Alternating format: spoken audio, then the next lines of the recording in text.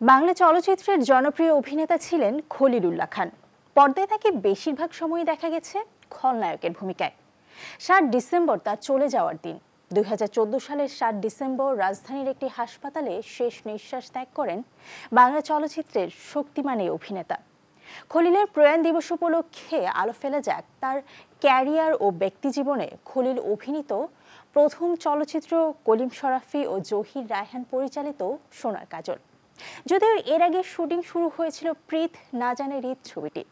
প্রয়াত পরিচালক আলমগীর কুমকুম পরিচালিত গুন্ডা ছবিতে অভিনয়ের জন্য প্রথমবারের মতো জাতীয় চলচ্চিত্র পুরস্কার পান তিনি।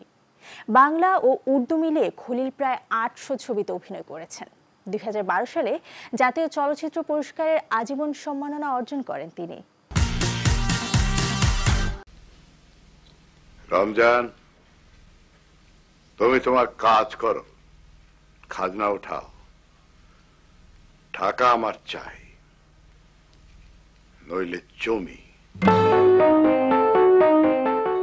১৯৩৪ সালের ১ ফেব্রুয়ারি ভারতের মেদিনীপুরে জন্মগ্রহণ করেন তিনি। বাবার চাকরি সূত্রে ২ বছর বয়সে সিলেটে চলে আসেন। সেখানেই কাটে তার শৈশব। মঞ্চনাটক দিয়ে অভিনয় জীবন শুরু হয় খলিলের। ভদ্রবেশী কুচক্রী ব্যক্তি, অসৎ পুলিশ কর্মকর্তা, লোভ দেখিয়ে মানুষকে ঠকানো, গ্রামের বখাটে যুবক, দুশ্চরিত্র মাতবর বা চেয়ারম্যান, এমন সব চরিত্রেও খলিল মানিয়ে যেতেন বেশ। তার কথা বলার ধরনের জন্য তিনি দর্শকদের কাছে খলিল হিসেবে পরিচিতি পান। আমি সব সহ্য করতে পারি, কিন্তু দেরি সহ্য করতে পারি না, কোনো কিছুতেই না।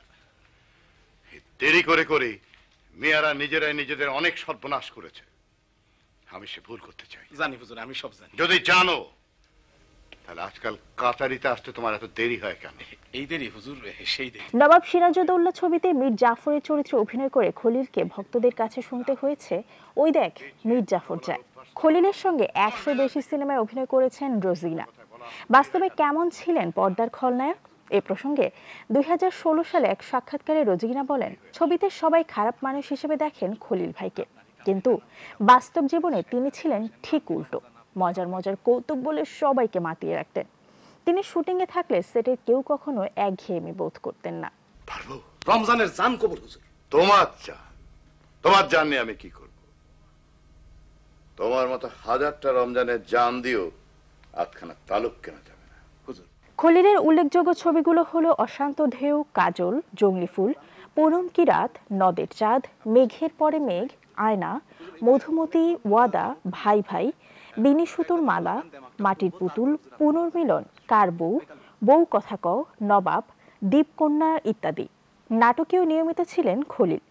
সংসপ্তক তার অভিনয় জীবনের একটি উল্লেখযোগ্য নাটক। এই নাটকে তিনি মিয়ার বেটা চরিত্রে অভিনয় করেছেন, যা এখনো মানুষের মনে গেঁথে আছে। তিনি বাংলাদেশ আনসারের একজন কর্মকর্তা ছিলেন। পেঁচিয়ে কথা বলার অভ্যাস ছাড়ো রমজান, আমার মেজাজ বিগড়ে যায় হুজুর। সোজা কথায় বলা আসতে দেরি হয় কেন? আসতে দেরি হয় হুজুর, কারণ আমি হয়ে আসি। কি হয়ে আসো?